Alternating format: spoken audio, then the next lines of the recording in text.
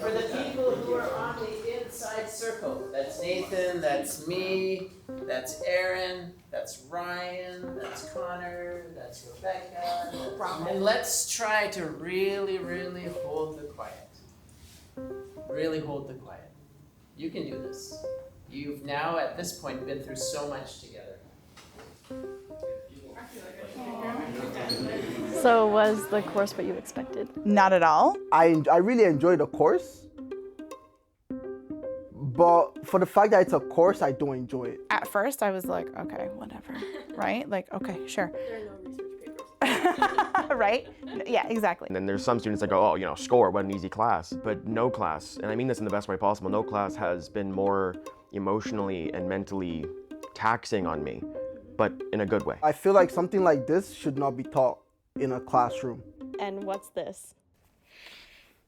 It's it's a tough question because I asked myself that too.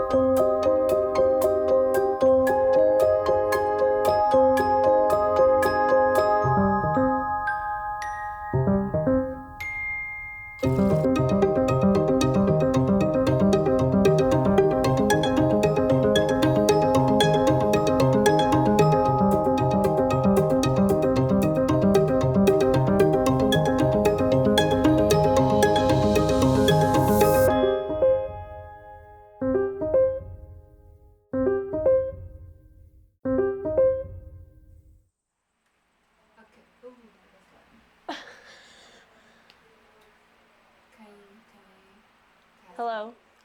Hello. Hello, hello, hello. Yes. Testing, testing. You're okay temperature-wise? Yeah. Okay. I'm Julia Harrison, Professor Emeritus at Trent University. I taught cultural anthropology. Searching for the route to Asia, some English explorers sailed west through ice-choked straits toward the regions of Canada, now known as the Northwest Territories. I mean, it's worthy of note that most representations of this country is usually about rocks, trees, and water and those kinds of things. In time, pulp and paper mills will be built in forested areas along the swift rivers. But for many, even back in the 70s, this was not the experience that many of the students had who were coming to Trent. They came from the city. Sidewalks and streets where once there were fields, steel and concrete instead of trees. How does being together on the land make one feel wanted? And was that sort of an original move in Canadian studies? Or was that something that kind of came up later? Well, you'd actually really have to ask John that. The general picture in Canadian universities was that if you were a serious academic, you probably came from somewhere else. My name's John Wadland. I taught at Trent for 36 years. Colonization had lots of dimensions. A lot of Canadian students thought they were being colonized by American and certainly British academic perspectives, and the number of Canadians who were actually teaching in Canadian universities was fairly small. Nobody knew anything. A lot of students today wonder why Indigenous issues weren't front and central. Well, that's because we were studying war, and we were studying economic history, and we were studying political history. This was what we were taught, and we didn't look past or didn't see past that, except that if you did it on your own. And we were, a lot of us, starting to do it on our own and saying, where are the people to help us do this? That's too much? Okay. I guess so. You're a little bit more.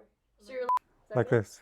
Like 1 degree to clockwise. This is. That's Oh, counterclockwise. that's counterclockwise. Okay, clockwise. Okay. Another degree. Yeah, that's perfect. Okay. Yeah, thank you. My name is David Newhouse.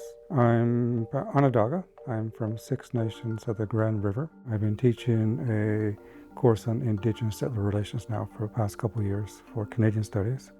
You know, Indigenous knowledge is very powerful, and it's based upon relationship and building good relationship. There are successive waves of people coming to this land. And we didn't do a very good job for a long time in helping newcomers to understand what Canada was about and to understand the Indigenous foundations. And Canadian studies, what we're trying to do now is trying to recognize that Canada is comprised of a multicultural nation. So what we ought to do then is to bring to the table a conception of Canada that is rooted in Indigenous intellectual understandings. The Prime Minister of Canada, the Right Honourable Pierre Trudeau. I grew up in the shadow of the White Paper in 1969. And this was the last great attempt by the state to assimilate us, and we pushed back. 150 years they had tried to do that. It's hard for me to believe that we're in a period of reconciliation and that we are talking about how again do we live together as equals, right? And what does that mean? I'm not saying the conversation is going to be easy. It's never going to be stable. It's always going to be transforming. It's always going to be changing, right? But the important point is that the conversation is now engaged. Do you mind if I, just to get in a couple more voices, and we will have to. I wanted to say that most of the guilt and pain that we're really talking about is more of what it does and what it means. On a very simple level, we all still feel guilty for something we couldn't control.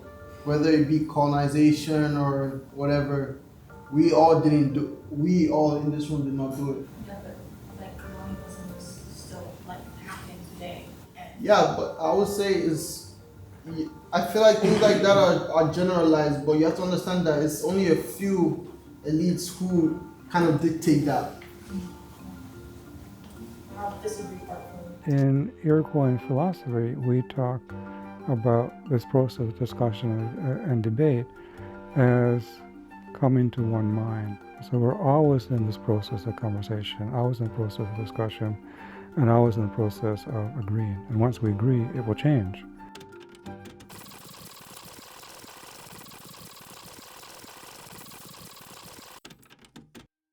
How are you? Oh, I'm great, thank you. You weren't expecting me to ask that. No, I wasn't. Oh, okay. Well, I'm Heather Nickel. I'm a geographer, and I'm a professor in the School of the Environment. And at this particular point, I guess for the last little while now, I've been the director of the School for the Study of Canada. And I remember teaching, I do Canada People in Place. And I remember taking that course and talking to students, and all I ever heard about was Mark Dickinson and teaching Canada the Land. You know, I'd say something and say, yes, but when we had Canada the Land, Mark Dickinson said this. It's just hilarious. I remember thinking, what are we, chicken soup? If you're looking for a course where the professor stands up at the front and lectures at you and you take notes and then you're tested on what you've kind of retained, this is not the course for you. You know, it's better to learn something like this under the tree, you know? It's not something you put in class. It's not something you make a subject where the kids have to start thinking about the grades rather than the actual experience, you know? And on the first day, Mark says, I just want to hear what you have to say in these journals. Tell me your thoughts, you know, pay attention to the world around you.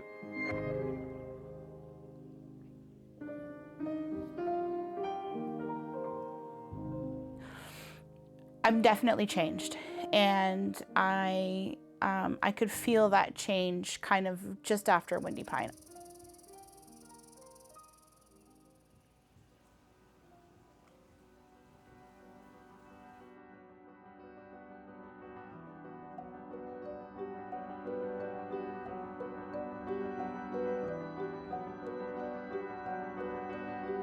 Like, I think part of me going in and not really knowing, understanding, expecting, just was like a blank canvas almost, right? And then I just let Mark paint it for me. It gave me a new appreciation for the non-human world, how important the non-human world is, and how important it is to make that connection. I think Windy Pine really, for me, was what kind of strengthened those connections and deepened those connections, just because of all the experiences we had together. Okay, so back it up. Where are we? We're at Windy Pine. Tell me about this place. So much of the waterfront in this country is private property and inaccessible to so many. Yes, there's all kinds of lakes all around us, but you can't access them. Windy Pine offers a place for people to access the non-urban space of Canada in a way that many don't have an opportunity. We're stuck here, so keep going. No, keep pushing. Pushing. Keep pushing on that side. Okay, are you sure? All right. Go that way, yeah. There we go. That's it. Thank you.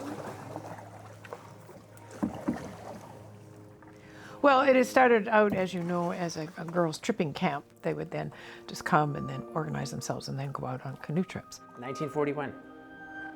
This place opens as a camp for young women. Why do you think it was so important for Mary Northway and Flora Morrison to have women of all ages? Like, why was it important for them to experience a place like Windy Pine? It was, it was truly a place where these women could be who they wanted to be. They paddled on the lake and they swam and they ate lots of good food. John will talk about having great discussions over, more than one glass of scotch at night at Windy Pine. Mary really was engaged and appreciated and thought it was really important what Canadian Studies was trying to do at Trent.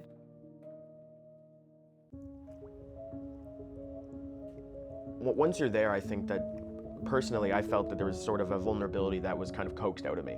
It's like we're all trying to find ourselves, and it's like, how are we gonna go about that? There's this sort of static in our daily lives that we just kind of succumb into, where we have to go places and go to our appointments and, do this assignment at this time, and we kind of fall into a sort of natural staticky rhythm. There's a word that we talked about last week in class, and it was respecter. And it means to look again, and that is something that I will, going forward, forever teach my children. I think the course is teaching me how to kind of humble myself and kind of like just look into myself. I think it is very normal and sort of benign in this culture to look at a landscape and see either pretty postcard or natural resource. We aren't just to take from the land, we got to give back. We have to learn from the people who already live here about what we should be doing. Remember that you are water. You cry, remembering how I was treated unkindly, and to let it go. Remember that you are fire. In kindness and caring. Those of you who have had a chance to spend time with Shirley Williams knows from firsthand experience that this is a person who radiates that kind of Nokomis energy, right? This kindness and caring. We could read this and dismiss what she's saying as just a nice pleasantry. In my experience of Shirley Williams, there's always something else going on. Remember that you are air. Can we take this sentence, in kindness and caring, and can we add it to our list of techniques by which you might approach the land here when you head out in a couple of minutes' time? Remember that you are earth. When we leave this world, we're going to go back to the earth. Is Shirley Williams suggesting to us one of the ways in which we might approach the land, one of the ways in which we might enter into a deeper relationship with the land is through the heart? This was the thing that was driving me. It implies having humility and not knowing everything. The world is a scary place, and I think that students, with climate change is very scary. Absolutely. I was thinking, we don't have time, there's gonna be climate change. We don't have time, there's gonna be mass displacement. We don't have time. There are gonna be all these bad things that are gonna happen. This is the Anthropocene, this is our epoch. We are responsible for what's happening here, and nobody can deny it. So instead of us wasting so much time feeling guilty, we need to start looking for ways where we can make change. It's hard to explain, but we don't have time to feel guilty. Sorry. The center of this film, like I asked in the teepee today, I was like, what's the Anishinaabemowin word for hope? I've never met an elder who is pessimistic. Every elder that I have encountered is always optimistic about the future because they believe in two things. One is the world is constantly transforming, and secondly is our ability as human beings to act upon a set of good values. And I'm not entirely convinced it's, the end of the world. It's the end of the world as we know it. Yeah. But as people, we are just human. We don't exist without the land. this is the only place that where you are, where you live, is the only place where you're actually going to be able to interact, The land is not merely the stage on which the human drama is enacted. The land is the leading player in the play.